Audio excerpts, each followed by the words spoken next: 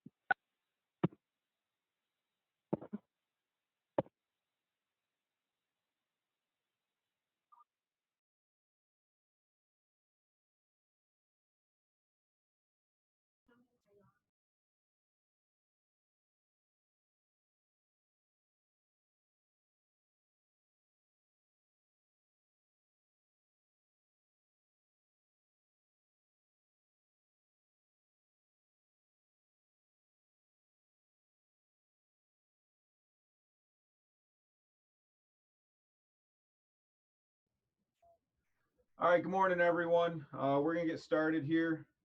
I just have to check on a couple people. If you're running the app, we're learning in progress here. If you're running the app, you can click raise your hand and we can answer a question. Otherwise, just unmute your mic and say, hey, this is Smith. I have a question, and we'll work like we did last time. But first off, is Cran on here? Cran, are you up? I am on here, Captain. Good morning. Good morning. Do you have an iPhone by chance? Yes.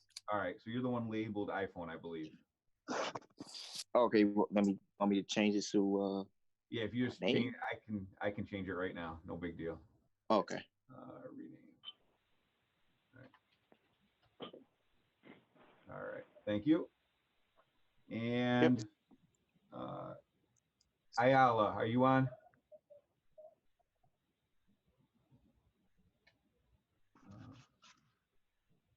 Ayala, you on Genesis?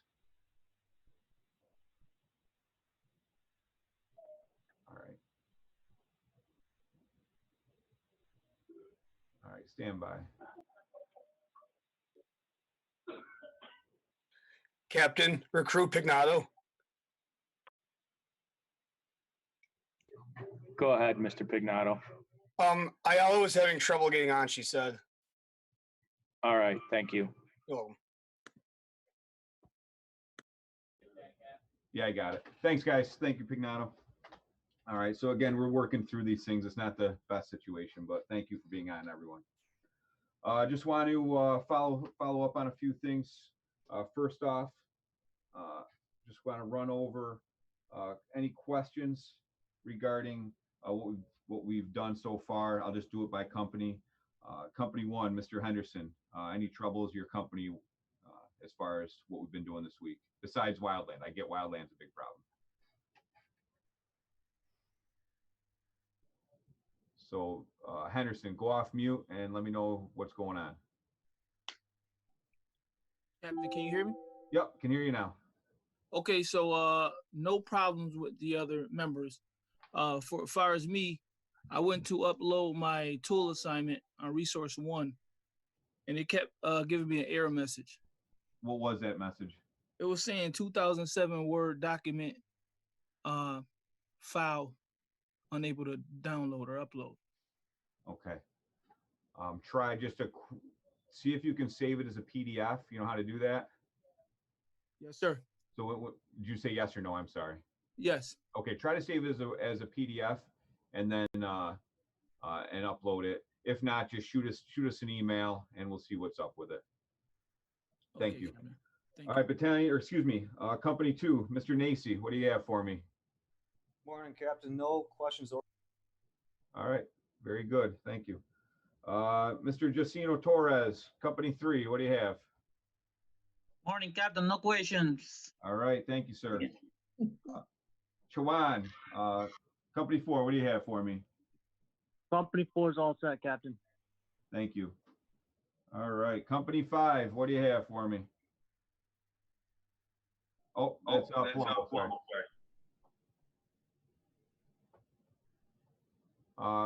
Palumbo, go off mute wherever you are here. All right, Plumbo, I just unmuted you. What do you have? Got it. Okay. All right. Recruit Torres is still having problems with the Wildlands course. Every time he clicks there, the final link, it just keeps loading errors.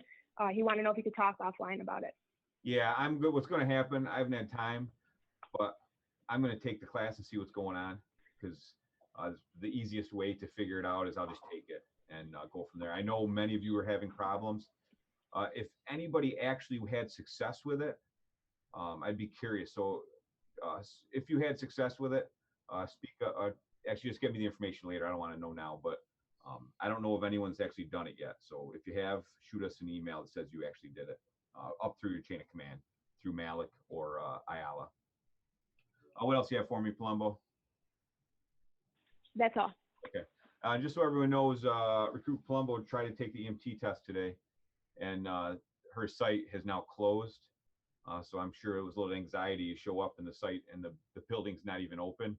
I apologize for that. The provider that provides those sites just didn't tell us. But so far, everyone else's scheduled EMT tests are still good. They're far enough out. They haven't moved them or canceled them. But obviously that wasn't very nice to come into this morning when you're prepping for a test. Now that we know they did that, we'll stay on top of it and make sure that doesn't happen to us in the future, or at least if it does, we know ahead of time and you're not standing there waiting for a test. So I apologize to you, Ms. Palumbo. All right, next company, Silas, what do you have for me? All set, Captain. Good morning. All right, good morning, thank you. Verona, Company 9, what do you have? We all say, Captain. All right. And let's see, Pignato, what do you have for me? All set, Captain. All right, thank you. All right, Malik, anything for me? Mr. Malik. Not this moment, Captain. Thank you. Thank you. And is Ayala, are you on yet? Still having trouble. All right. All right, so 5.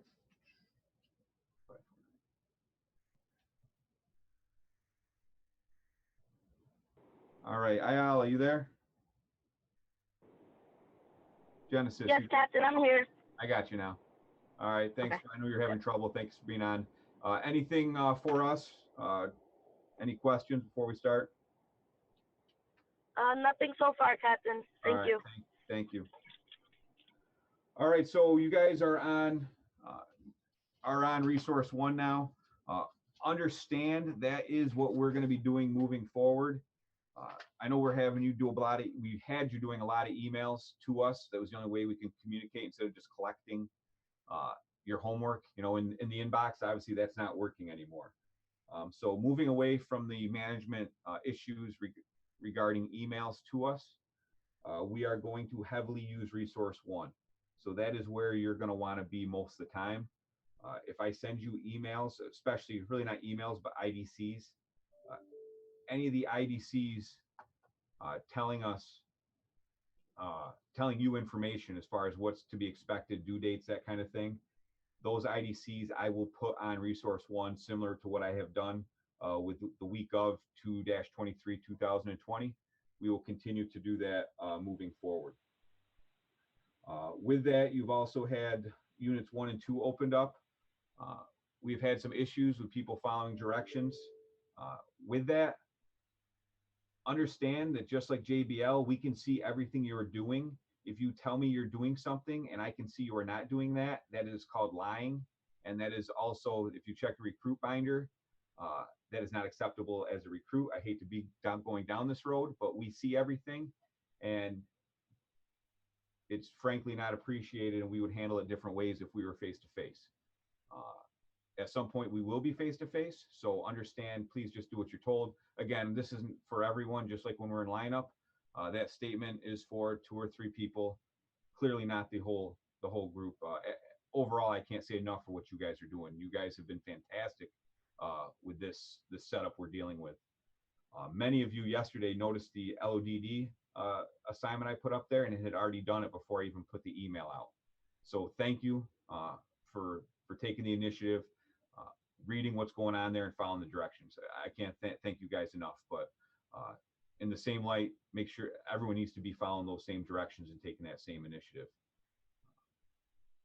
So moving on from there, just going through that email that I sent out late last night or towards the end of the day yesterday. Resource one, things that are assignments in resource one. You see it's a little piece of paper with a folded over right corner with a hand under it. Anything that looks like that, it's a little picture, that requires you to do something, and most of you have already done that.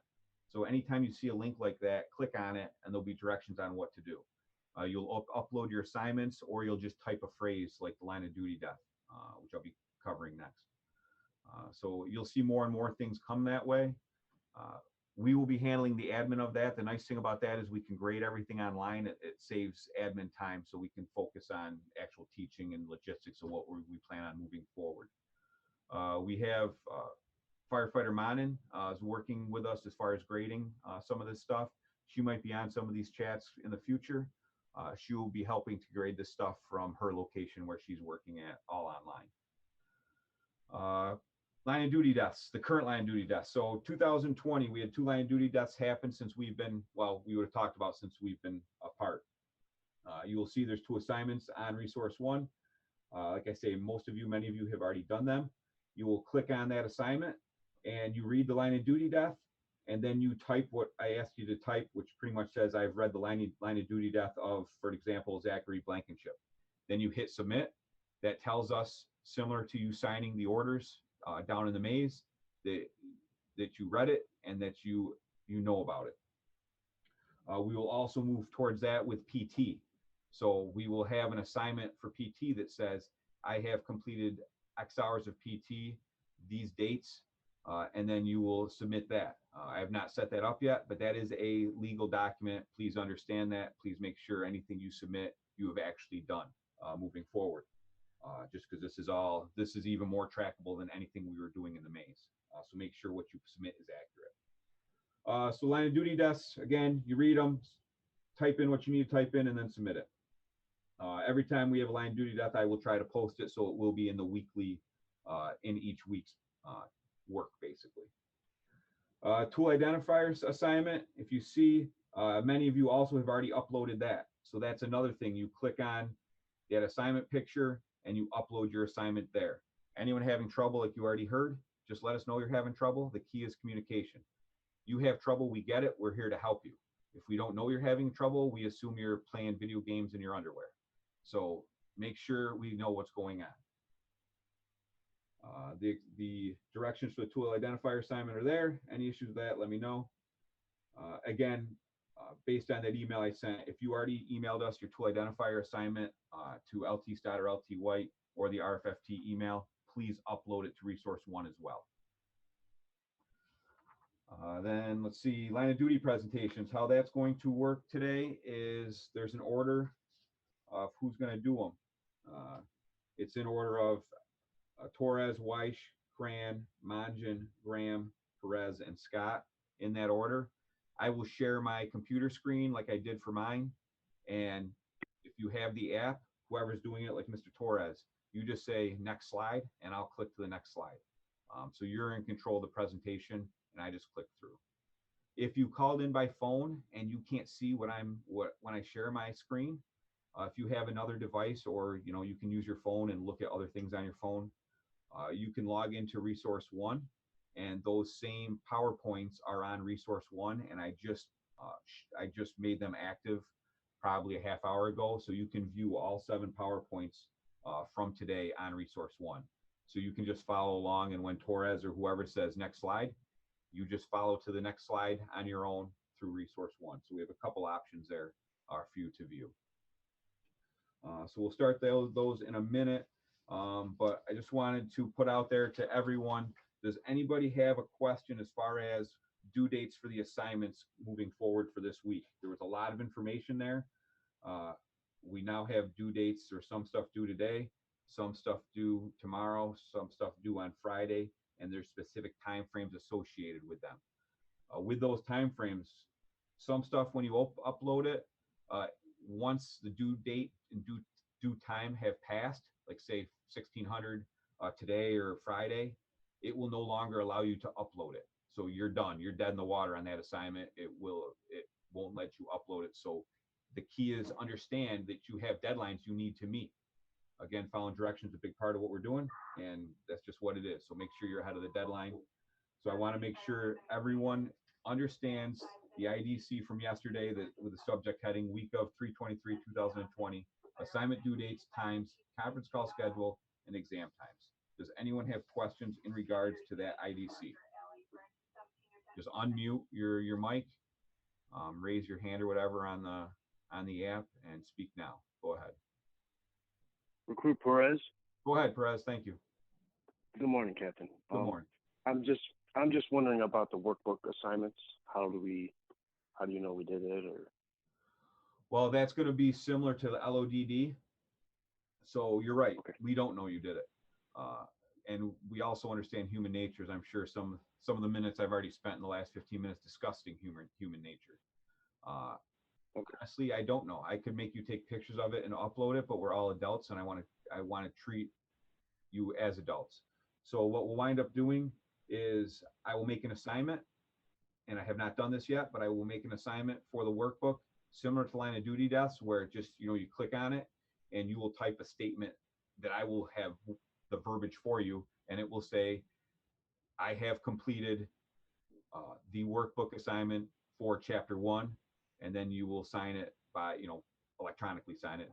The next sentence will be recruit Perez, and then your recruit number, and then you will submit that. So we have in writing that you said you did the homework or did the workbook.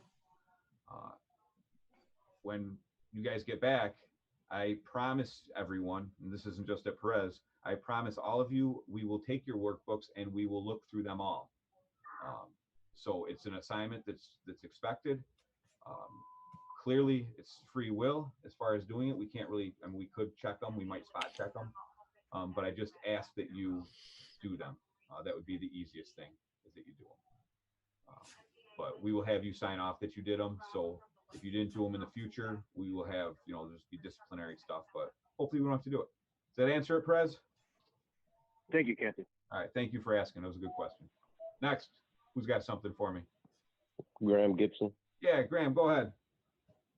So I was just wondering, so when I send stuff in, would we be able to, would I be able to text Lieutenant Stott and ask him, if he received it?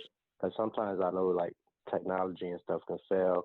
And if I didn't get an email, I don't know if I did it right or if he got it. So in regards to the homework assignment? Yeah. Yeah. So what happens is, we can see when it's due, and you've done everything. So I'm assuming, because you probably haven't gotten phone calls. There are, right. if we hit a deadline and you haven't turned something in, we follow up with a phone call, honestly. Okay.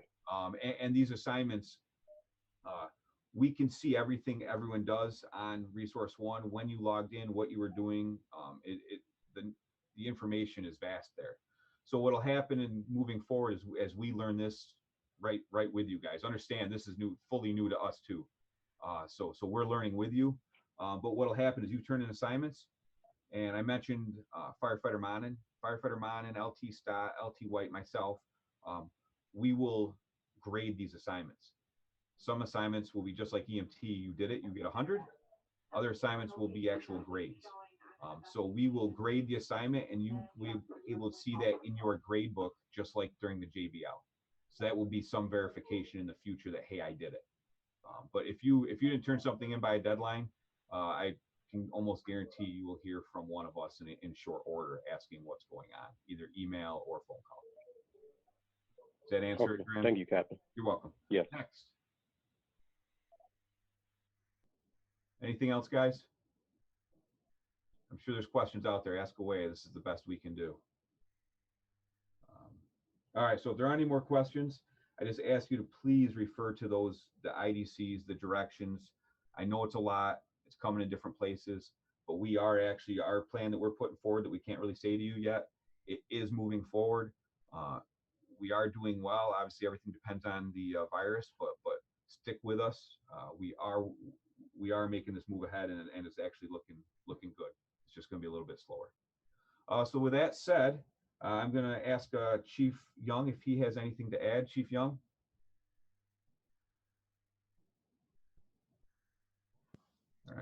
All set, guys. All right, thank you, Chief. LT Stott, do you have anything? I just want to make mention about the EMT stuff. I know that all the testing dates are quite a ways out. I just ask that you guys stay in the books the best you can. This is obviously not the most ideal situation, and honestly, this has never occurred before, so you guys are going to be a little test batch for the state and everything else. All I can ask is just keep studying. We're going to try to figure out, Lieutenant Booble and I, if there's somehow we can possibly get on a meeting like this. It was mentioned that FaceTime is a possibility so we can actually see each other. But we're going to try to put something together so that we can get together and answer questions and study if you guys need. But all I can do for now is just stay in the books, please. Lieutenant Erblin sent out an email that gave you other options for studying from. Just please use all those resources that you can. That's all I got. Any questions from anybody?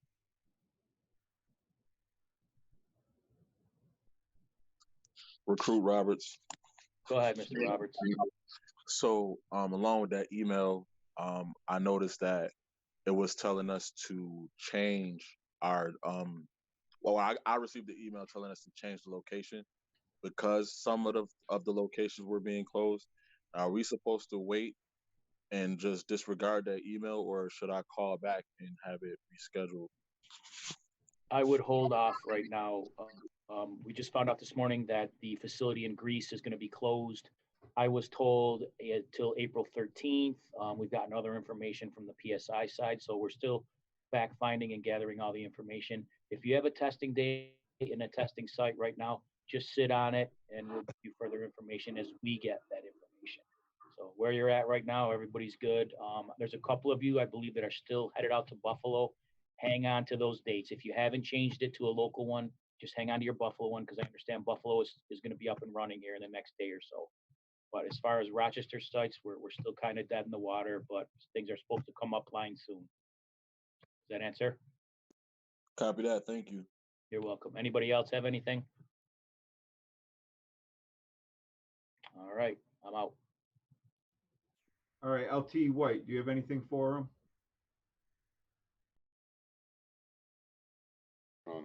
I'm all set. All right, thank you. All right, Cap, so we'll move on. Cap, I got one thing. Oh, yep, go ahead. Recruit Johnstone, please contact me offline at your convenience, either by desk or my cell phone. Thanks. You got it, Chief. And just moving forward, something that LT Stott said, it is very likely in the near future we will be able to see each other, and some of us could see each other right now if we really wanted to. And using this platform very soon, it's very likely that we'll actually be able to do like a FaceTime type thing using this platform. So things are moving ahead. We're working on the details. All right, so we are going to start with the LODDs. Mr. Torres is going to be first. Let me just share my screen here.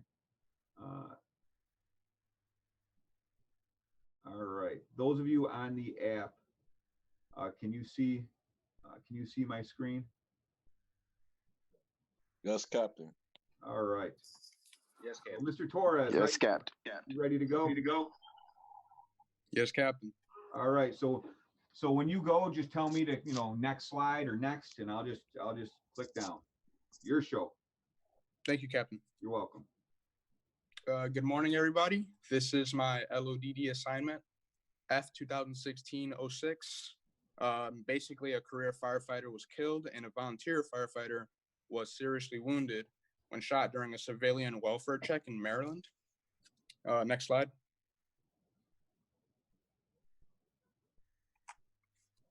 So obviously, the location was in Maryland, and the fire department was a combination career, meaning that it involved volunteer and career paid firemen.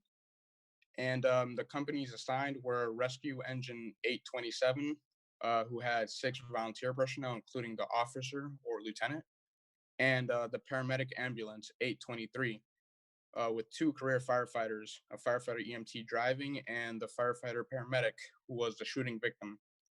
The call time for the call was from 1935 to 2038, an hour and 3 minutes. Next slide. These two pictures show the inside and outside of the door that was broken into. I'll be going more into that as slides go on. Next slide. Summary of the events that occurred. On April 15th, 2016, a 37-year-old male career firefighter, paramedic, John Olschneider, was killed, and he was pronounced at 20:38 hours. And a 19-year-old male volunteer firefighter named Kevin Swain was seriously wounded when they were shot after gaining access into a household by forcing through the front door. Those two, along with 5 other volunteer firefighters and 1 firefighter EMT, were dispatched to checking up on the welfare of a citizen when the citizen's brother called 911 after not being able to get into his brother's house. The volunteer company had used a Halligan bar, axe, and a sledge to open the door. And once it was forced open, the resident fired a pistol through the doorway, striking his brother, who had already entered the home, and shooting the volunteer firefighter and firefighter paramedic. According to the medical examiner report, the victim, John Olschneider, died from a gunshot wound to the chest. The one on the left is Kevin Swain, and obviously the one on the right is John Olschneider. The factors that led to the LODD were that not doing a 360-degree walk around or size up of the house. There was also no police on the scene of the call, and there's a lack of easily identifiable firefighter uniforms. The resident did not answer the multiple verbal and physical callings of his brother and companies for several hours or several minutes, and the firefighters/paramedics did not wear any ballistic vest or personal protective equipment involving a situation such as this. And the recommendation to prevent future occurrences, you should do 360-degree walk-arounds. Have police with you in calls involving the welfare of citizens. And there should be SOGs or standard operating procedures, SOPs, standard operating procedures should be established to require first responders access to uniforms that should help easily identify themselves as such. And dispatch agencies should ensure important information is given out during dispatch, such as the house has firearms inside. And how the events will relate to the class as probationary firefighters. Situational awareness will be key, as anything can happen during a call, and we should be aware when the call we respond to should have additional resources. This will allow us to have better scene safety for ourselves and our companies and understand the importance of it during the recruit class. And then these are some references from where I got the information from. All right, nice job, Mr. Torres. Very good start, so everyone can see what you did there. Thank you, Captain. Some comments on this overall. I'm just going to move back a couple slides here. Where are we? This is a combination department. So when volunteers, if you're not familiar with the fire service, when they get a fire call or EMS call, they go out in whatever clothes they're working in. They could be mechanics. They could be in their uniform from another job, or just in their shorts and a t-shirt from a weekend of drinking. So they showed up, didn't look like firefighters, maybe announced themselves. I don't know. I assume they did, looking at the damage of that door. But these are stressful calls, especially for a boss. I can tell you, speaking as a boss, when we do a check to welfare, who's the caller? Is it, person hasn't seen someone in 3 weeks and they're 98 years old, so they're most likely passed away? Or, does a person have some mental health issues? Are they diabetic? And I haven't seen them in a few days. We have to be very aware of our surroundings and how many resources we commit going into a situation like this. This incident, they noted there was no police on scene. We go to many EMS calls with no police on scene, or smoke alarms going off, and we do put firefighters through windows. We don't like to. It's nerve-wracking at best, and we always tell whoever goes through the window, you go to the door, and you unlock it, you get us inside the building. But this was clearly tragic, and if we look at that front door, I mean, they they did some damage getting into that house. I don't know what did Torres, did it say? Did the guy have mental health issues? What was there any follow up as far as what happened? Why he did it?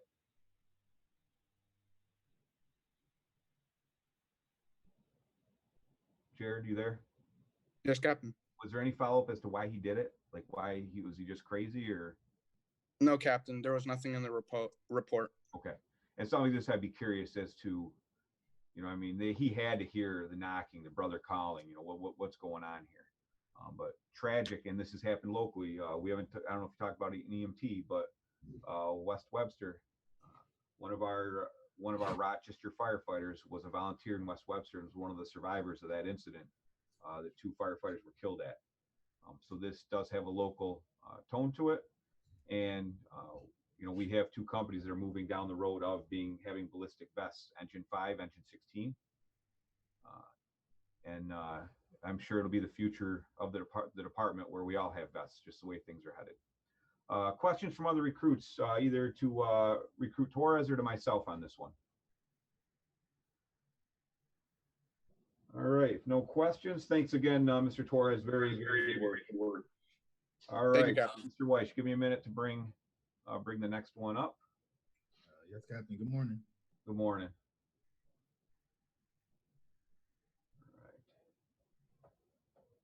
All right.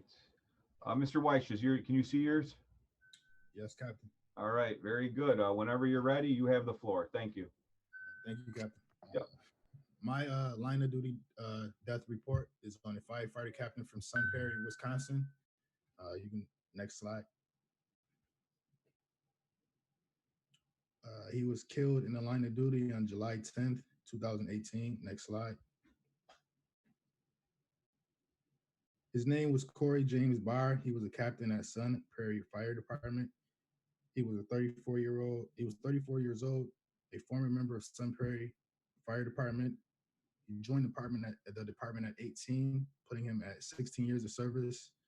He was a husband to Abigail Barr and a father of 2 twin daughters, Aubrey Barr and Haley Barr. Next slide. What happened? On July 10th, 2018, Fire Captain Corey James Barr was on duty when he was called to the scene of a gas leak. During the call, there was an explosion that killed Corey Barr and took out some of Wisconsin downtown area. 6 buildings were destroyed and nearly a dozen additional buildings required repairs. Next slide. Contributing factors that led to this explosion were a broken chain of communication between utility contractors and subcontractors prior to July 10th explosion, as they failed to correctly mark a gas line in the street where he was actually located, where it was actually located. Next slide. Preventative recommendations that could be considered as communication lines with utility workers and firefighters for information regarding past and present operations to gas lines. I'm sorry, hold on for a sec. Utility departments should develop, implement, and enforce clear procedures for documentation of work that is being done to gas lines. Fire departments should encourage firefighters not to go in areas in which gas lines underground are leaking until utility workers have shut off the gas line. The event relates to the class as probationary firefighters by reiterating safety is always the main priority. This event gives some insight into how we can protect ourselves in an unpredictable scene. This event also allows us to see how dangerous the job can be. This event shows that the need for information that's important by dispatch and the one who called the emergency, or anyone who has insight on the emergency. Again, continuous scene size up is crucial for the need to call the right help, like utility workers, animal control, or hazmat. Next slide. And this is just some references where I got my information. All right, nice job again. Very, very nice job, guys. These are looking good. Uh, someone tell me, what does anyone know based on our SOGs for gas calls? How many firefighters do we send to investigate these in a house or in any situation like this?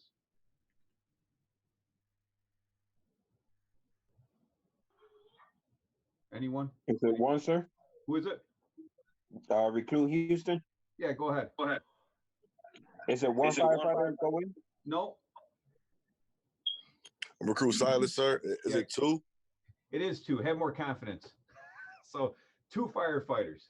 So when we're doing these LODDs, let's think about how it pertains to us as a department too. Like these are great job. This is a great job. You know, think about what happens with us. Looking at our gas call SOG, we send 2 firefighters in on a gas call. The officer and either the irons firefighter if you're on a truck company, or the tip firefighter if you're on an engine company. And that's for exposure purposes, so we don't risk a whole company. These are routine calls. We go on gas calls, I can't even tell you how many times a day, until there's one that's not a routine call and we wind up losing some firefighters.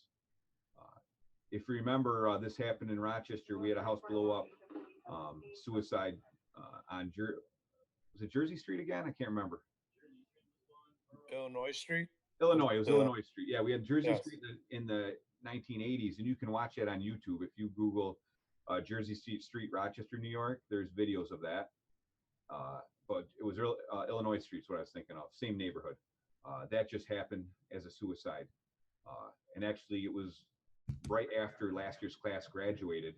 There were recruits just like you on that scene, actually with LT Stott, cutting through debris, looking for victims, securing utilities, those types of things. So anytime we're looking at these, just think about how it would impact us.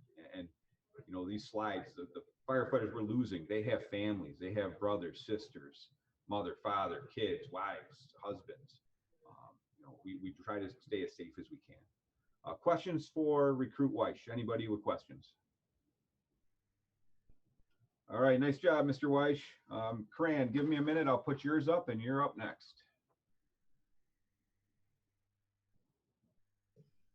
Okay. All right. I converted yours to a PowerPoint, so just so it's easier for me. Okay, thank you. There you go. It's your show. All right. Morning, everybody. My LODD report, Recruit by Crane. Next slide, Captain. All right, my LODD report is on FDNY firefighter William, middle name Billy Tooley.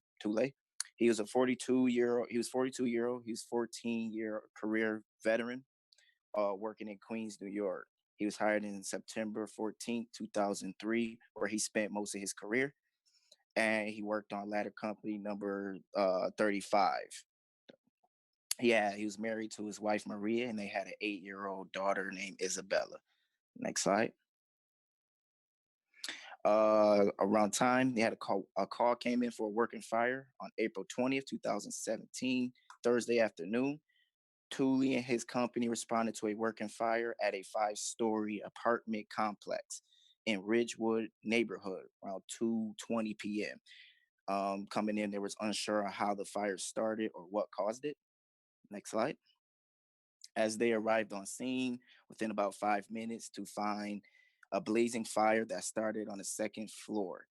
Tooley and his company were then assigned to go help ventilate the building on the roof by flying a stick, using a ladder to go all the way up to the top of the roof. As they flew the ladder, it was a 75 ascent up there. The unfortunate accident, while he was working towards the roof, something suddenly caused firefighter Tooley to fall 5 stories below onto the pavement, just within 20 minutes of arrival being on scene.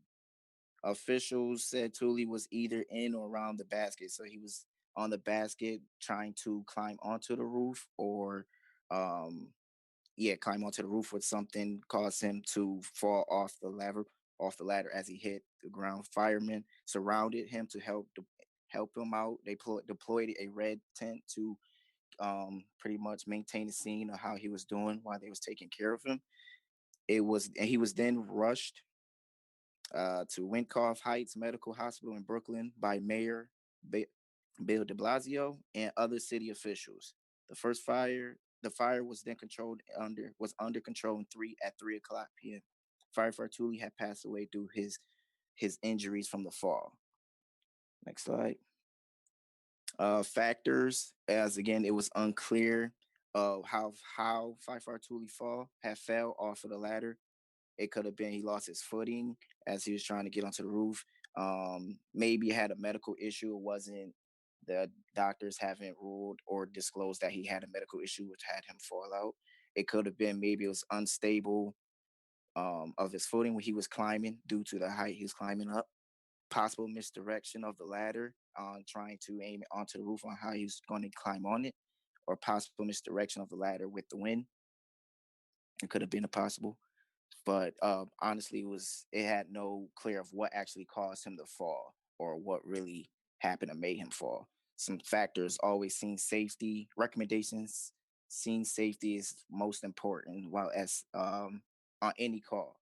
So knowing what's going on all the time, ensure that they were aware of changes, and you just want to look out for your crew and know what's going on. Make sure everyone has their back. If anything isn't right or they see something happening, you see something, you always want to say something. Just remember Firefighter Tooley as the incident of his passing. Members of his fire department and people within the city came to their fire company and placed candles and gave teddy bears and everything to honor his memory on the date of his passing. And they do this every year on the day that he had passed away. Slide. And a fun fact, although firefighting was his career, he had a strong passion for music. He was a drummer for a well-known heavy metal band, which was called Internal Bleeding, that formed in Long Island in 1900s. His group members identified him as the heartbeat of the band. Questions? All right. Thank you, Mr. Cran.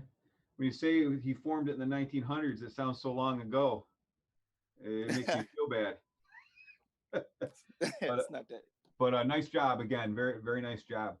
A simple thing as getting off an aerial onto a roof. We teach you how to get off an aerial device onto a roof. You will do it many times here. We will do breathe down exercises, and that's one of the reasons I tell you to make sure you're maintaining your physical fitness. You will do breathe down exercises where you are climbing the aerial, getting off the roof of the building, going to the other building, and climbing down another aerial. We have to teach you how to get off an aerial safely in order to do that. That's in perfect conditions out on a training grounds. He was operating at a fire, not imperfect conditions, imperfect ladder placement. We try to do things the safest we can out here. When you get into the field, there aren't always the best options as far as where you can place your ladder or how you can get off the ladder onto the roof. We didn't even mention in this one parapet walls. You might put the aerial up to the top of the roof. You have to look, though that wall might extend 10 feet above the roof. If you just step off the ladder and think you're going to land on the roof, you could drop 10 feet onto the roof, much less 5 stories onto the sidewalk. So these things are real. They do happen locally, or as far as these could happen locally. This is stuff we're training you to prevent in these next 18, 19 weeks. Questions for Mr. Cran? No questions? Someone's got to have a question. I need at least one question here for him, so I can get you off any faster. Somebody ask a question.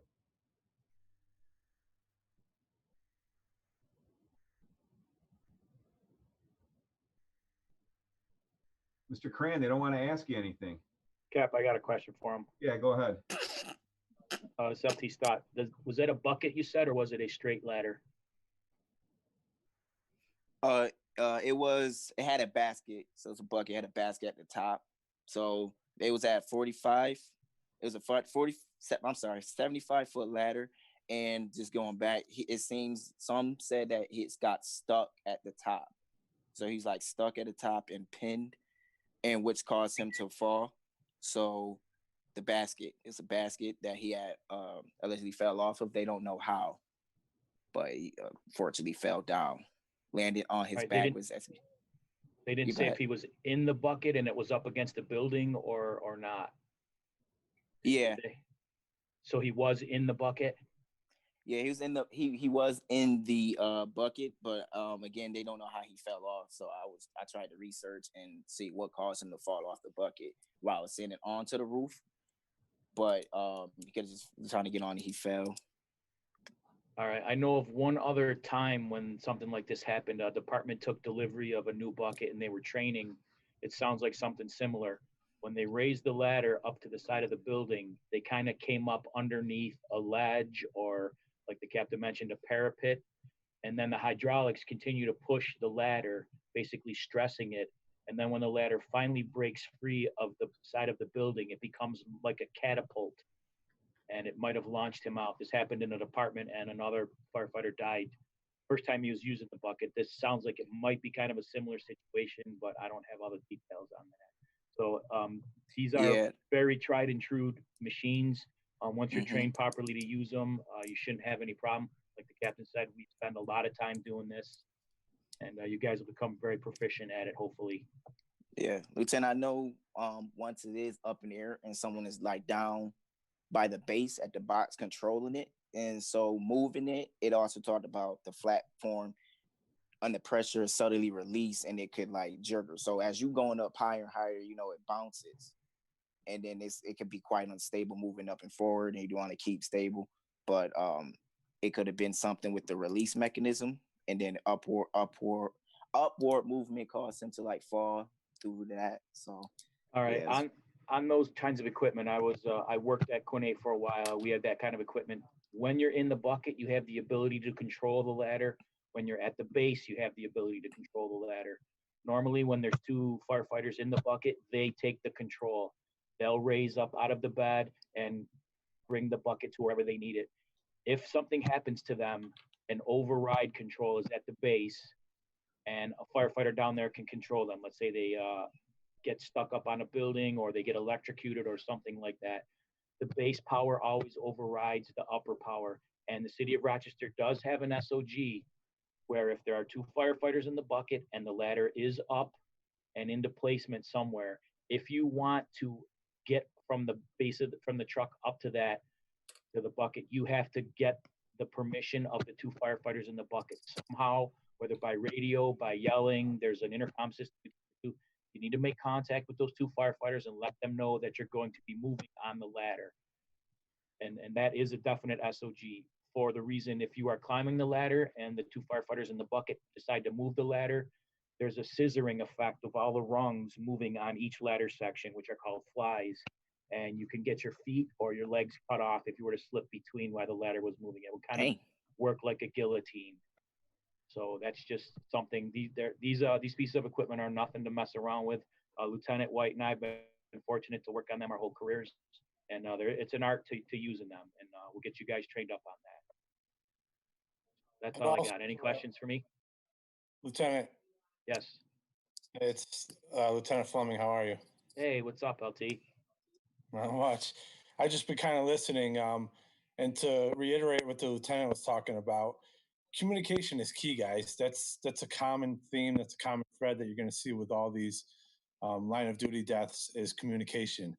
And as the lieutenant was saying, on this specific piece of apparatus, on when you're on a straight stick, when you're on a bucket, anytime you're climbing an aerial device, communication is key. You need to be making sure that you're all on the same page. If people are on the bucket, if people are climbing the ladder and there's someone on the turntable, that box should be closed. You shouldn't even be able to access those controls when people are in the bucket or climbing unless asked for. So just remember, communication, communication, communication.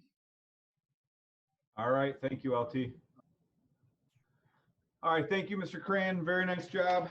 Mr. Manjin, let me get yours up. How you doing today?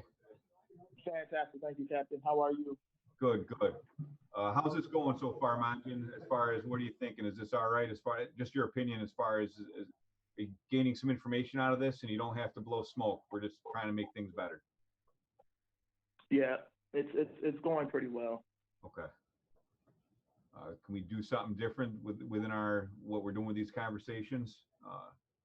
We can follow it and all that. No, everything is able to be followed, so not overly concerned about that. I just want to make sure the assignments are coming through. They're coming through quite pretty fast. So, but everything as of right now is good. I like actually working on the ISTA website. That's a pretty good website. Yeah, and here's the thing. I'm glad you said that, because I'm sure that's what many of you are thinking as far as the assignments are coming fast. Honestly, this isn't as fast as it would be, not even close. Just to give you perspective, what we were going to hand out for BFO units 1 and 2, we were going to hand that out, and that's due like the morning that we're doing the presentations. And the workbook assignments, that's just homework. Like, that's just expected. Whenever you can get it done, we give you a due date, and it has to be done. Where at least right now you have it within the time frames. You're actually doing it within the hours that you're supposed to be working. But this is an overall statement for everyone. This work is going to pick up speed drastically, and you just got to keep up with it. But you all are doing a great job. Those that are struggling a little bit, we've already talked to you, but you guys are doing fantastic with it. Stay with it. We'll be back here soon, and we'll get doing the fun stuff as soon as we can. Mr. Monjan, are you ready to go? I am ready to go, Captain. All right, it's your show. Take it. All right. That's just going to be a tough follow-up after everyone. Classmates, you all did a good job. Thank you. Going forward, I will get better at my presentation. But this is coming from, this isn't, wasn't really considered an LODD. It wasn't a line of duty death. However, if you go to the next slide, Captain, on May 21st, 2009, 36-year-old male career firefighter was seriously injured while operating on a non-designated collapse zone of a commercial structure when overhang of a bowstring truss roof system collapsed and struck him. The arriving company officer reported a working fire in a single Type 2 warehouse. Officer looked under the steel roll-up door that was raised approximately 3 feet off the ground and saw a heavy fire towards the rear of the structure from the floor to ceiling. Per department procedures, the first arriving companies went into fast attack mode. Crews attempted but were unable to enter the structure because the steel rolled up door wasn't functioning and the man door was heavily secured. The department deputy chief arrived on scene 9 minutes after the initial crew and determined that the fire should be fought defensively. However, this command was not relayed over radio or verified with all crews. For those who can see, the picture just kind of showed what the structure looked like beforehand. Next slide. Some of the contributing factors: occupational injuries in facilities are often the result of one or more contributing factors or key events in larger sequence of events that unfortunately result in injury or fatality. NIOSH investigators identified the following items as key contributing factors of this, ultimately led to injuries: scene management and risk analysis, a well-involved fire in a structure with hazardous concentration features, firefighters operating with a potential collapse area. The recommendations, they gave 4 recommendations. Here, fire departments should ensure that they have consistent policies, training, and incident management system recommendations. The second one was fire departments should develop and implement enforce written standard operating procedures that identify management training standards required for members expected to serve in command roles. Fire departments should ensure that incident commander conduct an initial size and risk assessment of incident scene before firefighting operations. And the last was fire department should ensure that first do company officers establish a stationary command post, maintains the role of director of fireground operations, and does not become involved in the fire fighting efforts. Next slide.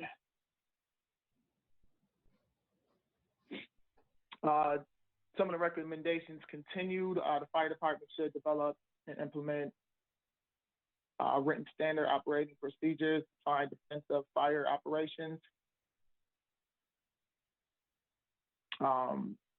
establish that procedures, policies are established, monitor collapse zones when conditions indicate potential structure collapse.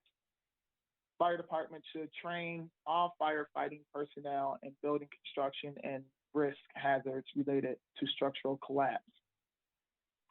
Fire department should conduct pre-incident planning inspections of buildings within the jurisdiction, facility department for safe fireground strategy techniques.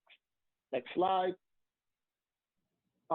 For probationary firefighters like ourselves, it's important for us to really know what the SOGs are and SOPs.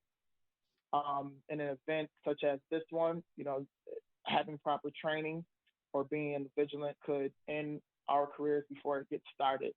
So this was a 6-year veteran. Mistakes and accidents happen, and in this case, firefighter was injured, but could have ended in a much worse scenario. It is important that communication is being met across the board, and that everyone knows what's going on and what is being seen before you. So if you see something, say something. And that is my presentation. All right, thank you. Nice job. Very nice job. I'm going to go back if I can here. See, and show. Go back to these recommendations. What's someone besides Mr. Manjian, because he knows this report, but just seeing this report for the first time, I'll call on Mr. Lee. Mr. Lee, so what do you see as a common thread for these recommendations, or a failure of the department with these recommendations, an overarching theme? Good morning, Captain. Good morning. It looks like that the common theme, as we talked about before, is communication, but more specifically in this one, it's talking about the lack of and not having the enforcement of the SOPs and the SOGs, so all the members know what's expected for them to do on the fireground. Excellent. That's where I was headed. Incident command issues. Obviously communications, like Lieutenant Fleming mentioned earlier. Communication is always a theme, but this department, it appears they were lacking heavily as far as incident command training, incident command knowledge, setting up collapse zones. Just saying, hey, this is a defensive fire, let everyone know. Like, hey, this is defensive, it's a loser. Immediately pull back our resources and protect the exposures. Questions for Mr. Manjian on this one, anyone? Or thoughts, concerns? It also looks like there was a lack of training within the department without having those defined SOGs. It's hard to ensure that everyone is on the same page and training the way they should be. So I think lack of training is definitely added to this as well. Absolutely, absolutely. You have all taken the building construction course online. Believe me, we hit you a lot harder with building construction. It is, I think I've already told you, knowledge of building construction and fire behavior. If you don't know those two things, you are more likely to get hurt, injured, killed. Building construction, fire behavior, you have to know those. And you will get a great deal of training on building construction, but you already got a little taste of it as far as that online course we had you do last week. But more to follow. Pay close attention to building construction. Pre-plans we do. Mr. Perez, you've seen a lot of building construction, right, with the jobs you've done over the past 20 years? Yes, Captain. Were you mainly in wood frame buildings, or did you do stuff in brick type buildings, ordinary construction, or where'd you primarily work in? I was primarily in residential, but I've also worked in, well, a lot of companies, flat roofs, brick buildings, type 3 construction type. Gotcha. And that's invaluable when we talk about prior experience. When we come into this job, experience like that is something that you can't just read in a book. Yes, we're going to make you read the book and know building construction, but having been there, having moved walls or framing walls or opening up walls and seeing how things were built, there's no substitute for that. And that outside training is a very, very valuable tool when you join this profession. All right, other questions for Mr. Manjan? All right, nothing. All right, thank you. Nice job. Mr. Graham Gibson, how you doing this morning?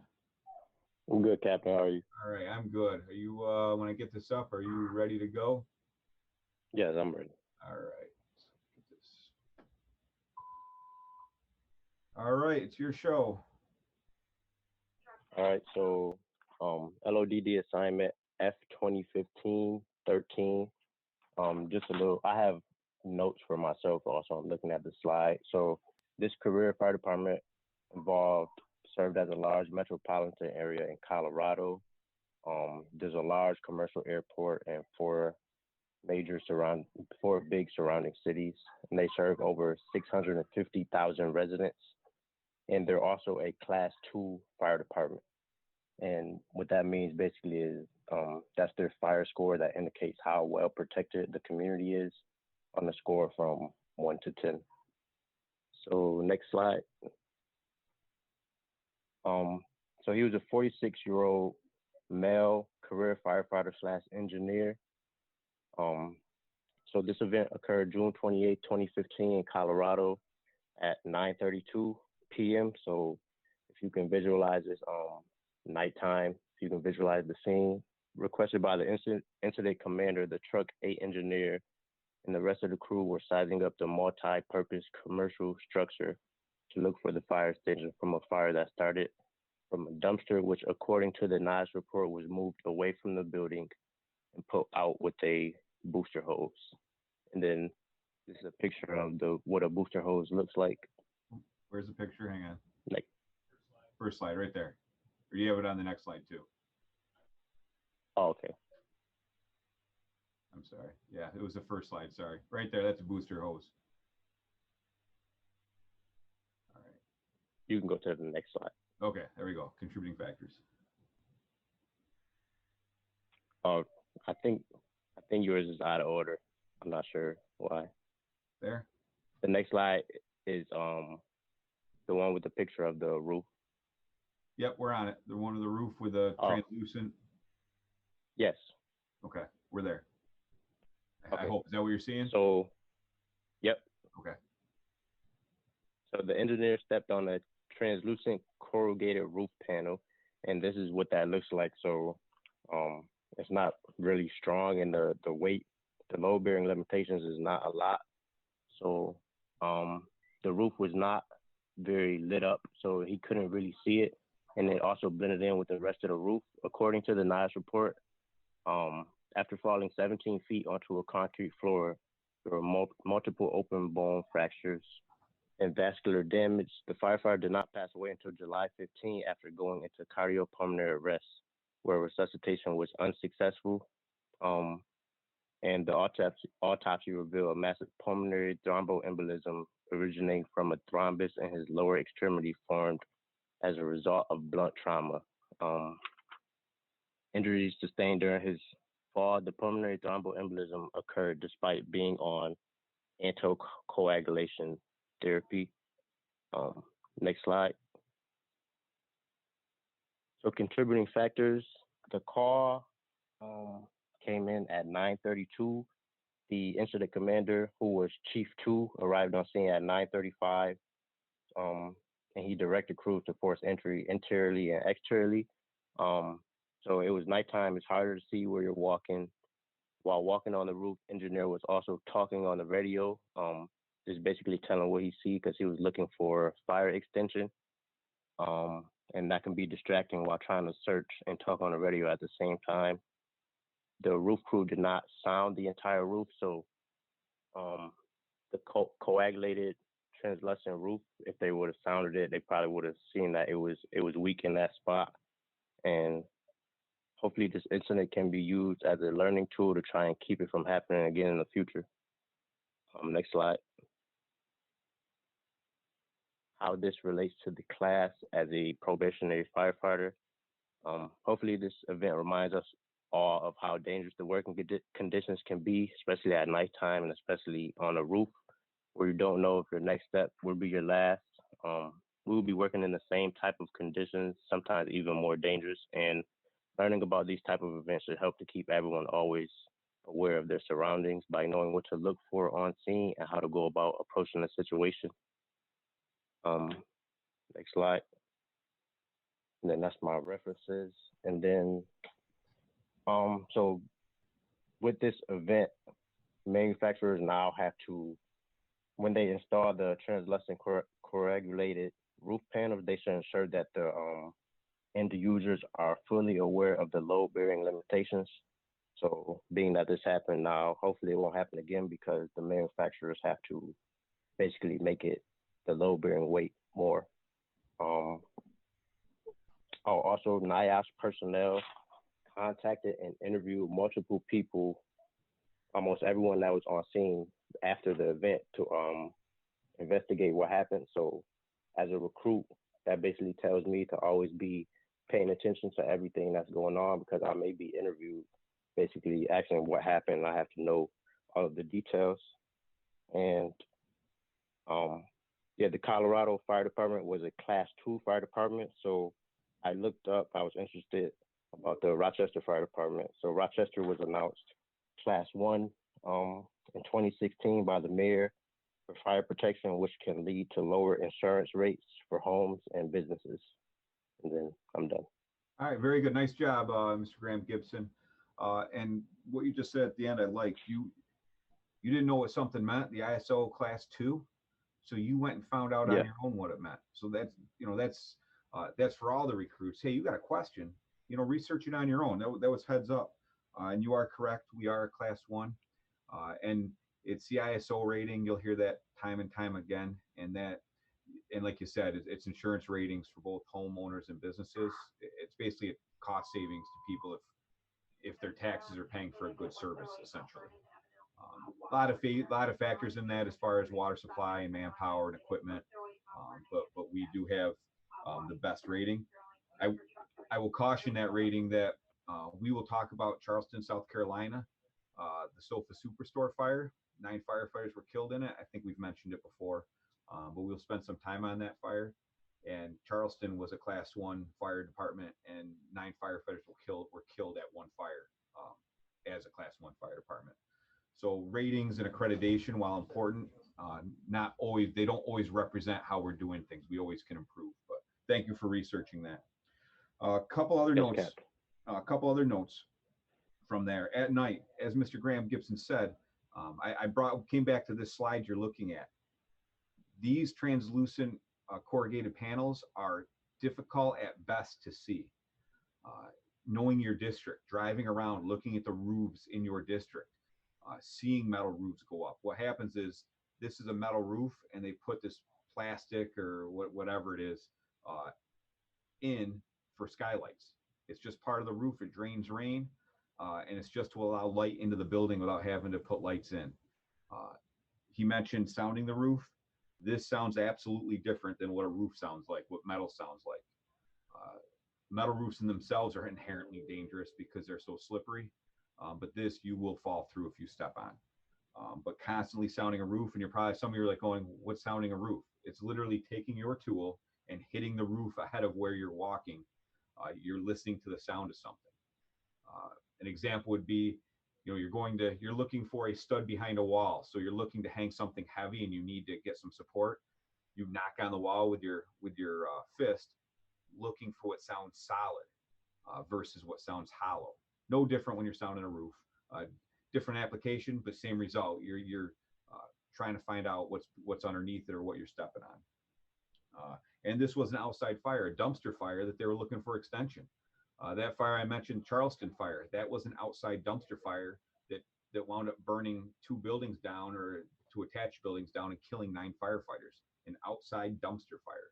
So exterior fires are some of the most catastrophic fires we face due to delay in alarm and a number of other reasons. Questions for Mr. Graham Gibson?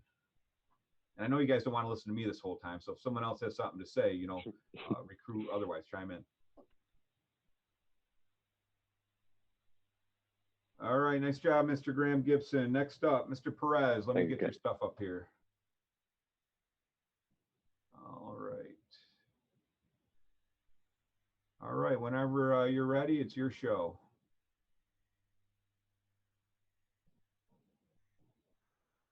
Okay, hello recruits, good morning. Okay, my line of duty death is, it happened in New York, June 21st, 2007. Next slide. The events which occurred, 911 call was received at 16:54 hours and firefighters were dispatched at 16:55 hours. The fire was reported on the 4th floor of a 4-story apartment building. So it was a class 3 construction.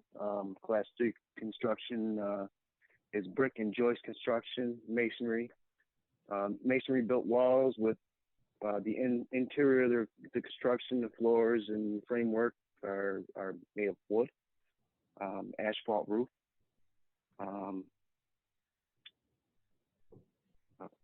5 apparatuses and 30 firefighters were dispatched to the fire. Responses are listed in order. At 16:57 hours, engine 216, officer and 4 firefighters. Ladder 108, officer and 5 firefighters were dispatched. At 16:58 hours, engine 229, officer and 4 firefighters. Ladder 146, officer, victim, and 4 firefighters. And at 16:59 hours, Battalion Chief 35, Incident Commander, and Battalion Firefighter, Engine 230, officer and 5 firefighters were dispatched. Next slide. Yep. Cause or origin of fire. Upon arrival, firefighters saw fire and white smoke in the window of the top floor of a building. A 4th-floor window, white smoke. It was an unattended cigarette left on the 4th-floor windowsill. Smoke made fire appear larger. As the fire department arrived, occupants of the building had already evacuated. Next slide. 1 firefighter was killed in the line of duty. He fell from 4 stories. He fell 60 feet, landing on his side and upper torso. He was 23 years old. He had 13 weeks of training in the academy. Graduated in 2005.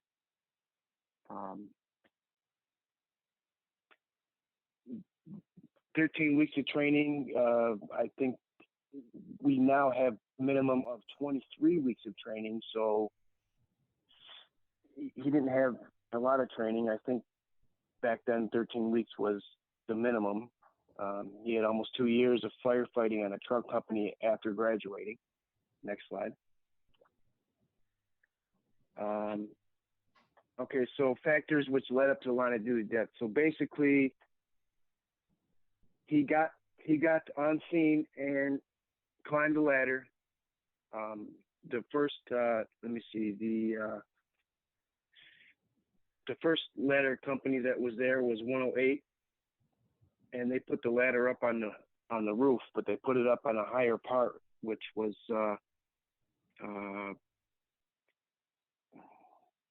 they put it up on the bulkhead, which it should have been on a lower part of the roof, leading to the main roof.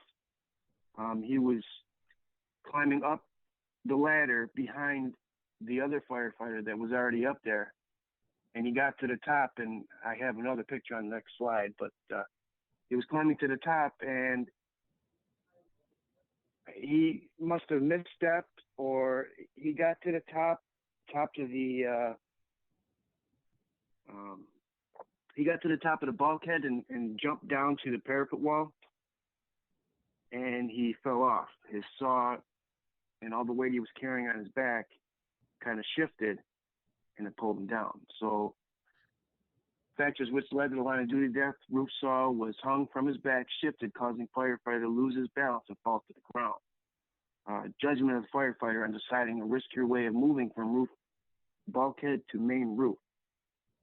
So in other words, we have to know our scene, and when working at high elevations like that, we need to know where we are. We need to know where our footing is. We need to know the equipment we're carrying on our back.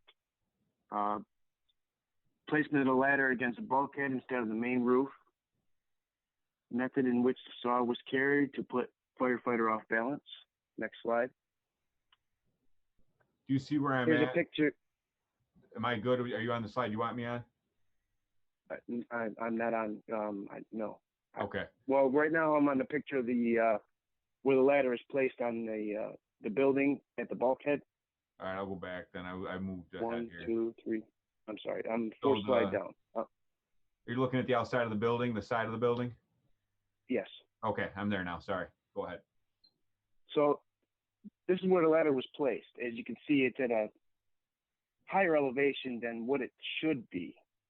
The first firefighter that was there went up on that ladder to that spot, and right there, there's we can go into the next slide. Right there, there's windows on the top where he broke to ventilate, and then he jumped down. Jumping down to the main roof from that bulkhead is 9.3 feet. So he then called back. He noticed that. And he then called back to the victim, which was also climbing the ladder. He called back for a scissor ladder to get down safely from that bulkhead to the main roof. He then opened that bulkhead door, and the victim that was climbing also climbed up to where the first firefighter climbed up to, and then he jumped down to the parapet wall where the ladder should have been, which is 5.5 feet. So he jumped down to that wall. He was thinking to jump down to the main roof after he jumped down to that other wall, and his equipment shifted and it pulled him down the other way. So we can go down to the next slide. This is a picture of where the ladder was put after the incident, and showing where the aerial ladder was before the incident or during the incident. It also shows that they put a scissor ladder after the incident. Next slide. The cause of death was blunt impact to the head, torso, and extremity with fractures and visceral injuries.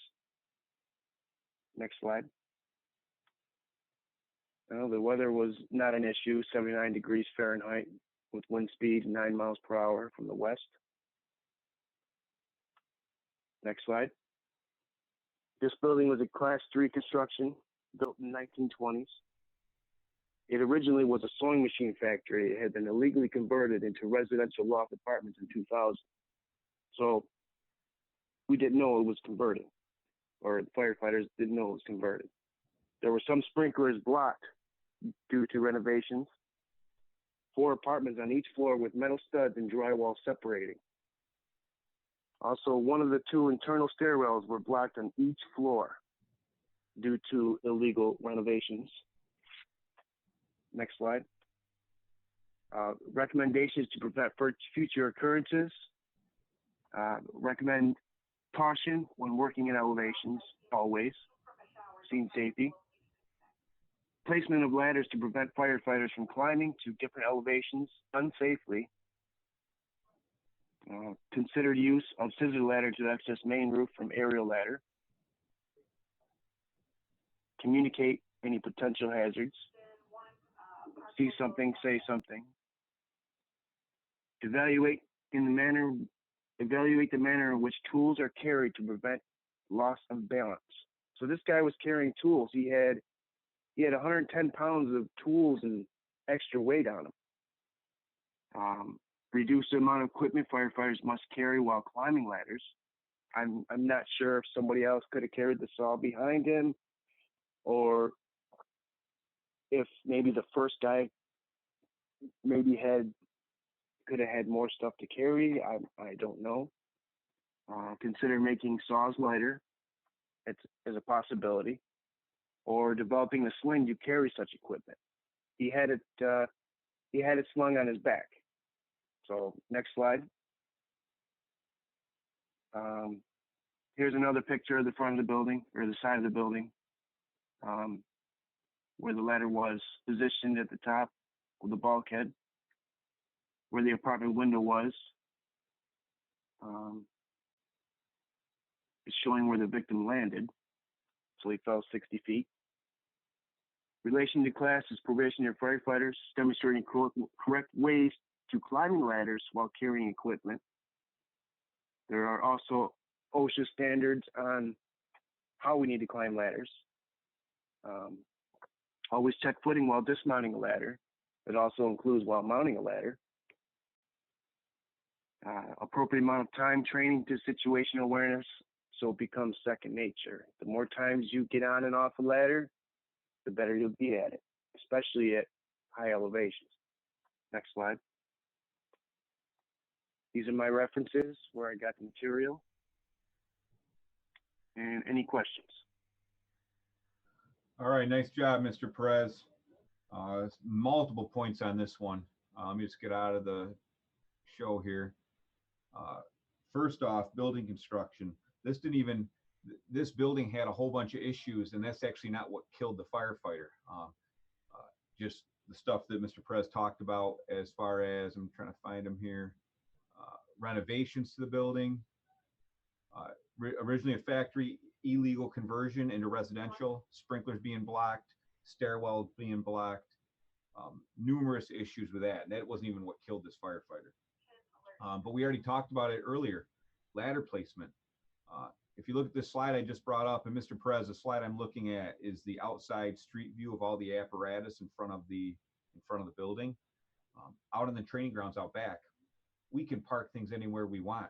We've got, that's a problem in training. That whole building's wide open as we walked around it that one day. This is reality. These tight streets, getting good position with a ladder truck. You will find out very quickly in the Rochester Fire Department, ladder placement is key to both the people that are driving or truck on the truck companies and the engine companies. It's the engine company's responsibility to leave the truck room to place their ladder where they need it. This aerial went to the wrong spot, so the guys did the quick fix and thought they could drop down from that bulkhead. And a bulkhead, the definition, if you're wondering what a bulkhead is, there's great pictures in here of the bulkhead. But you can get the idea. The bulkhead's the top of the stairs that comes out onto the roof. That's what the picture I just moved to is, the bulkhead itself. You can see a 9-foot, 10-foot drop from that. Obviously, a ladder would have been preferred, or putting the aerial in the right spot. So those are some issues there. The sling, the saw sling, the slide I'm showing now is that sling for the saw. It's just basically a seat belt. Someone tied around the saw, makes it easier to carry it, but it puts you off balance. We do not have those on our saws. You will have the muscle to carry that saw up the aerial, up a ground ladder, whatever the case may be. You're carrying the ladder. And I forgot how much our saws weigh, but they're heavy. The 1270 saws that we have, I want to say in the 32-pound range, but I'm not exactly sure. 27-pound range. They're up there in that 30-pound range. But we don't have those straps. You just carry it up. The reason we don't have those straps is for, one, that off balancing, but also when you're trying to cut a roof with that saw, that strap just becomes a hindrance and a safety concern. But again, transitioning off the roof, lost his balance, fell 60 feet. Lot can be learned there. Thank you, Mr. Perez. Questions for Mr. Perez? Anybody? Questions? This is Recruit Johnstone. You said the term scissor ladder. Is that the same as like our 8-foot folding ladder? You got it. Actually, it was in my notes to comment on. Thank you. I went to that slide. Those of you that aren't looking at it, remember there's resource 1 to look at these. These are all on resource 1. If you can see my cursor, I'm not even sure if you can. That's that folding, that scissors ladder they're talking about. It's a folding ladder. In the RFD, we call it a folding ladder. Some places in the county might call it an attic ladder because it's small. It's a compact ladder we can bring in a house, basically like a stick, and then we unfold it, and now it's a ladder. Thanks, Johnstone. Somebody else, any other questions? Recruit Roberts. Yeah, go ahead, Roberts. So, looking at the picture of the building with the ladder leading up to the bulkhead, will we not use an aerial in that particular situation because that ladder looks? This is not a real ladder. This is where the aerial. It's a picture of a ladder. That was an aerial device. Our ladders are 30. Our tallest ladders are 35 feet tall. We would not have a ladder to reach this. Even the tallest back in the day, they had 50-foot what we call banger ladders, and they actually have poles to help you push them up because it becomes a center of gravity issue. This is an aerial operation all day long. We don't have ladders to reach that. Copy that. All right. Anything else, guys? Questions?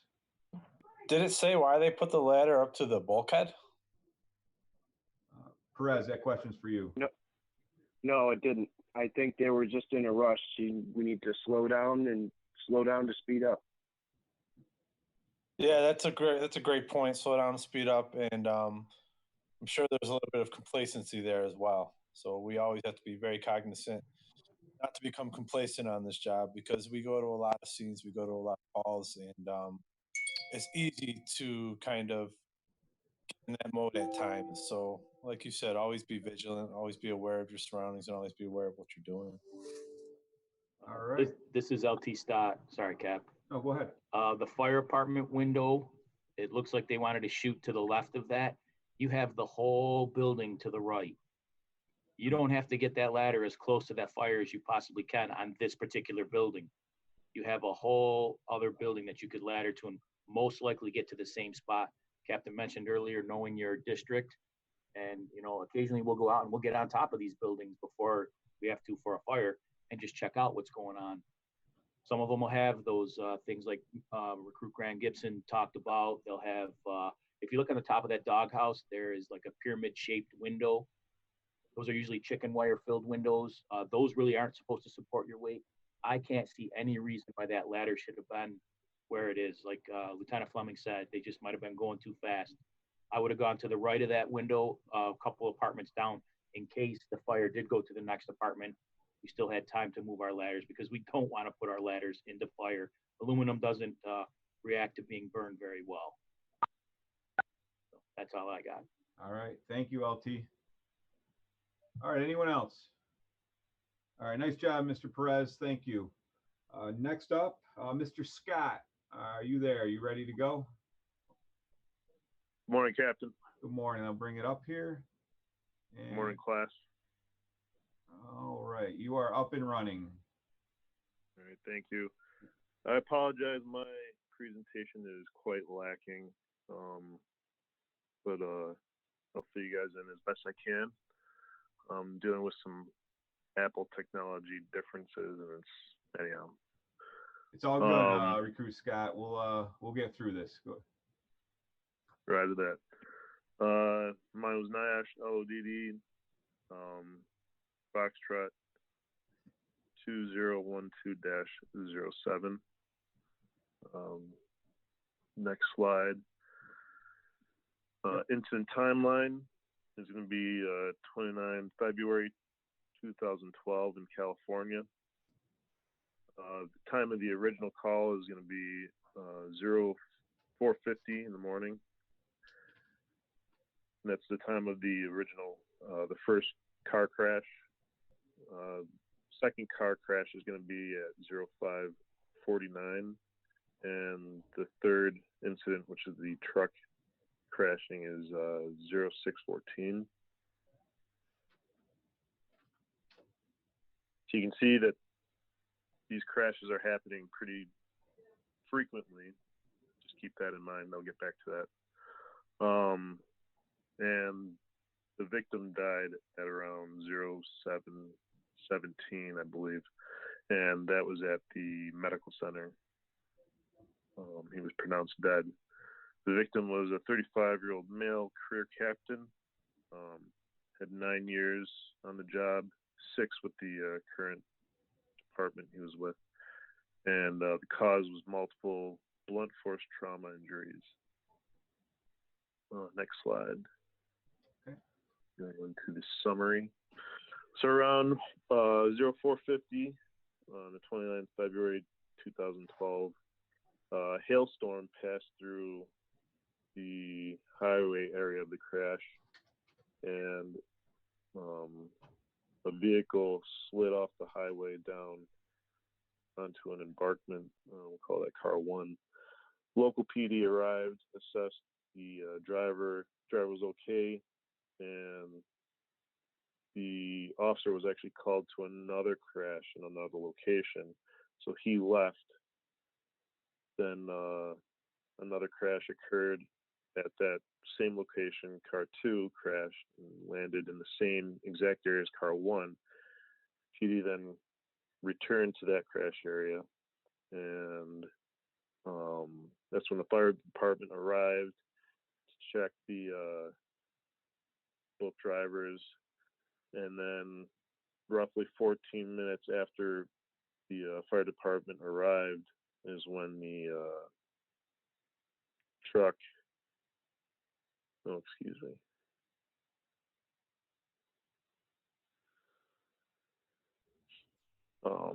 May have gotten ahead of myself. Anyhow, a truck lost control, and the driver of car 1 driver car 1 was able to get out of the way. Driver of car 2 and the police department officer were able to move out of the way, but were injured in doing so. And the captain, which is the victim, was unable to move out of the way of the truck. Truck struck him and took him, and they ended up basically on the first 2 cars. Next slide. So factors that contributed to the incident. One big one was the weather, slippery road conditions, and hail on the surface of the roads. Second would be excessive speeds of motorists, including those passing by the active accident scene. 3 is going to be improper positioning of personnel on the ground, improper positioning of emergency vehicles on the scene, and improper scene safety. I'll touch on those in just a moment as well. Next slide. Yep. And it's going to be your recommendations to prevent future occurrences. One of the main focuses I keep hearing during these presentations is training and SOGs and enforcing those. Seems like a recurring theme. Developing a plan, coordinating with your elements and your resources that you have. Ensuring scene safety. Proper use of advanced warning measures. I was doing some research, and it looks like there's I'm not sure what they're called. You put them up on the highway signs with the blinking lights.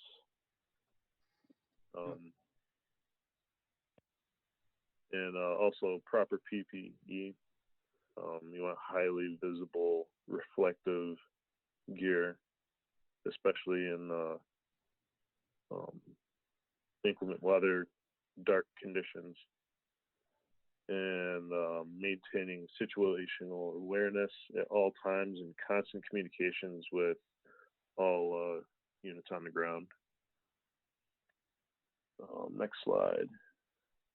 And how it relates to our class. As probationary firefighters, we must always keep situational awareness and avoid tunnel vision. If something doesn't feel right or doesn't look right, speak up, and then know SOGs, SOPs, and train. and also wear protective gear. That's all I got. And I just, for a second, I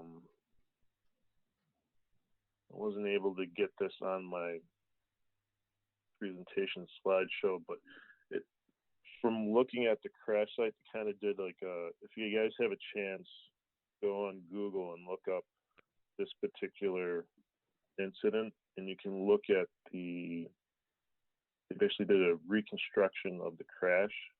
What's your NIOSH report? What's your report number, Scott? I'm bringing it up right now. It is Foxtrot 2012-07.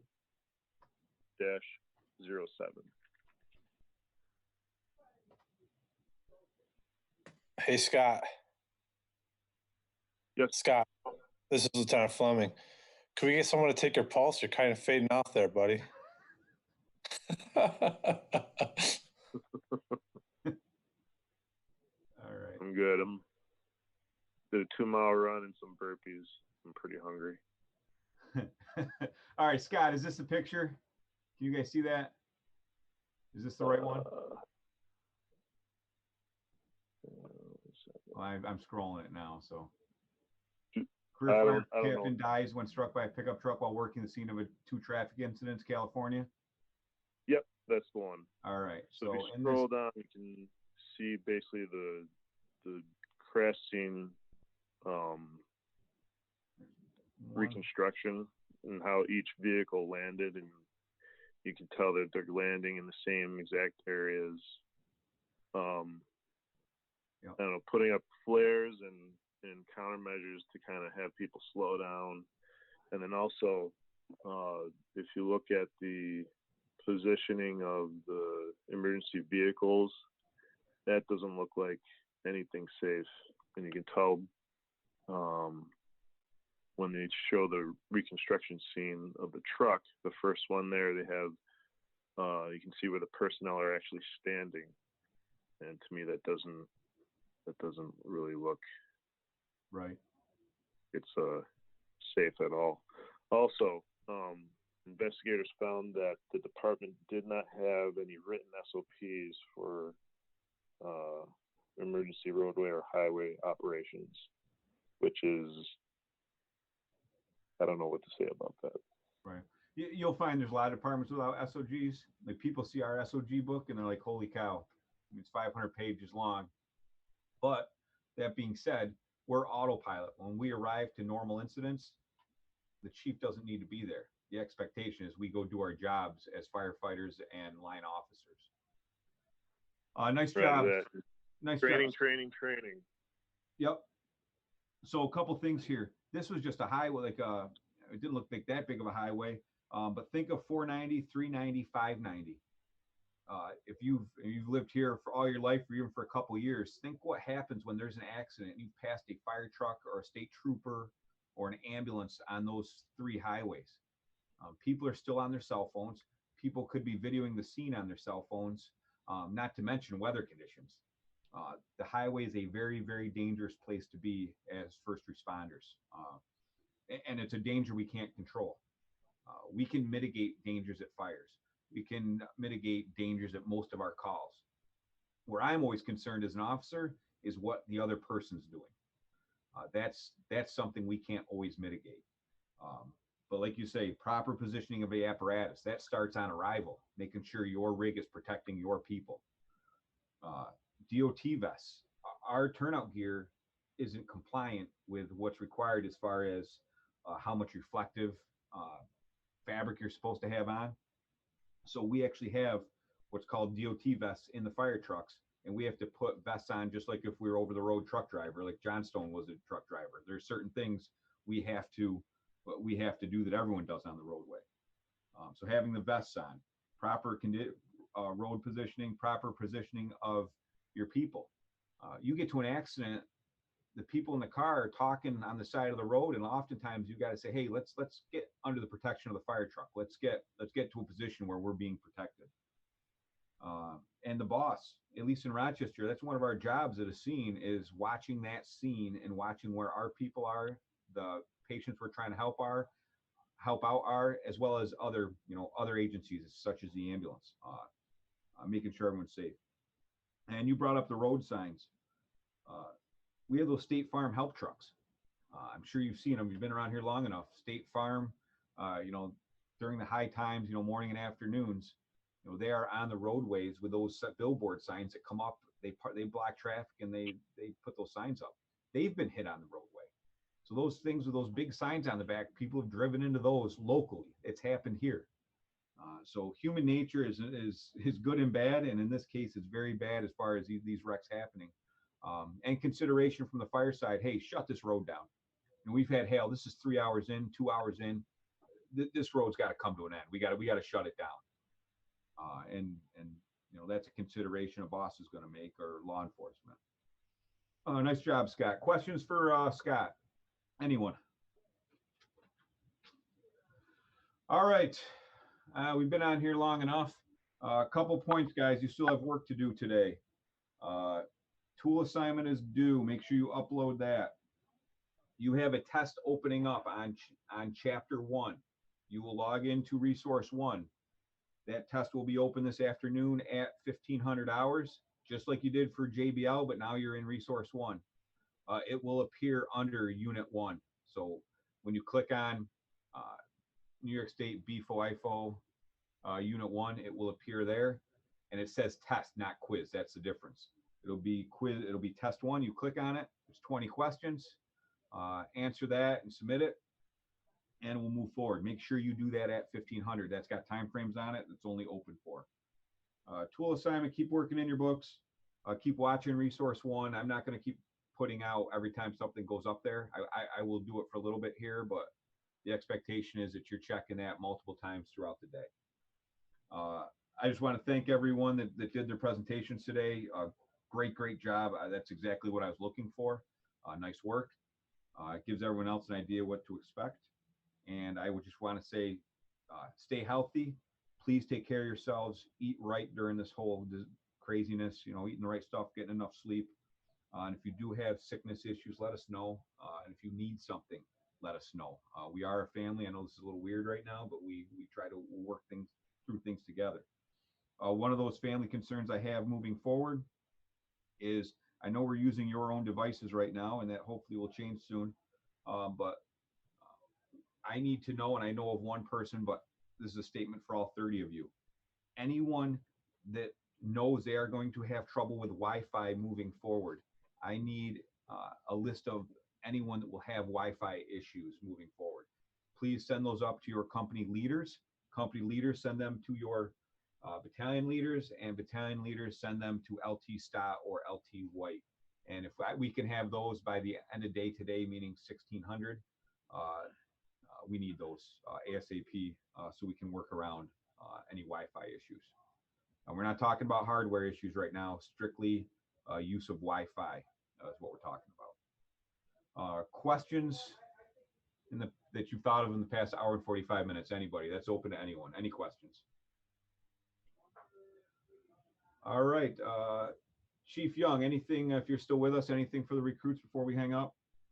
Nice job on those reports. They look good. That's a great first day out. Well done. All right. Thank you, Chief. LT Stott. Nope, I'm all set. All right. LT White. Good job. Keep working hard. Stay alert. All right. Great job, guys. Thanks for doing this. We are definitely doing this together, and we appreciate everything you guys are doing. Need anything, always let us know. Oh, Houston, you got a question? Yeah, can I speak with you offline? Yep, absolutely. Nice job with that hand thing. I just saw it. So, yep, you can speak offline. All right. All right. Anybody else? Captain, this is Recruit Torres. Yeah, go ahead, Torres. Would it be okay for me to speak to you offline as well? Absolutely. Thank you, Captain. Yep. I will actually, both of you, I will call you one at a time just so you're not wondering when to call. So I will call Houston first, and then I will call Torres second after we get off this. I could talk to Lieutenant Stott. Oh, Houston, you need to talk to Stott, not me? You or Lieutenant Stott. Okay. All right. We will call you. All right. Once we get off of this. Okay. All right. Very good. All right. Anyone else that needs to talk to LT White, LT Stott, or myself? Yep, absolutely. I will call you. And Recruit Thompson as well. All right. Recruit White with Lieutenant White. White needs to speak to Lieutenant White. All right. All right, so we have Torres, Houston, Brumfield, Thompson, and Weish. All right, nice job, guys. Thank you. I truly thank you. I can't say enough for moving forward with this. This is just a challenge. This is great. It's unprecedented as far as what we have to deal with, but just look at it as a challenge. And when you get through this, it'll definitely be an accomplishment for all of us. I'm going to end this conference call now, and make sure you take the test today. And good luck to all of you. Thank you and good. Oh, Captain or Lieutenant White, got something? Okay. All right. Thank you, guys, and have a good day. Bye-bye.